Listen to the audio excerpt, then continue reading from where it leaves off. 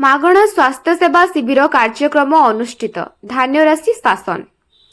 गंजाम जिला दिगपहंडी ब्लॉक अधीनस्थ गड़गोविंदपुर पंचायतर धान्य राशि शासन ग्रामर चंद्रकल्पेश्वर मंदिर परिसर में मागणा स्वास्थ्य सेवा शिविर कार्यक्रम अनुष्ठित हो जाइछि।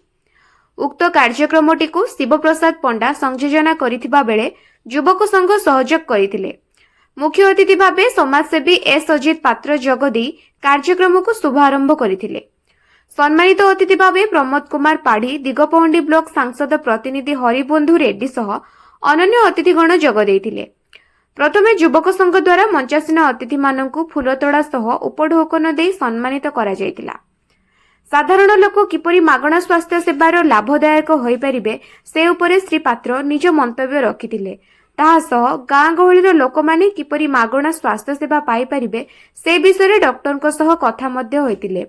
ए स्वास्थ्य सेवा शिविर रे ग्रामवासी सह आखपाख अंचलर बहु लोक जगदी डॉक्टर सह जोगाजोग करी निज निजर असुस्थ उपरे कहिथिले। एपरि महान कार्यक्रम को देखि चारियाडे प्रशंसा मिलुथिबा देखिबाकू मिलिछि। कार्यक्रम रे अस्थिशल्य विभाग बा ऑर्थोपेडिक्स भुवनेश्वर डॉक्टर सौरभ मंडल सह अनन्य डॉक्टर और सहयोगी राजेश पाढ़ी सह ग्रामर बहु युवक और बुद्धिजीवी और मान्यगण्य व्यक्ति उपस्थित रही आसिथिले। गंजाम जिल्लारू इपिली पूर्णचंद्र रिपोर्ट द पब्लिक ओडिशा।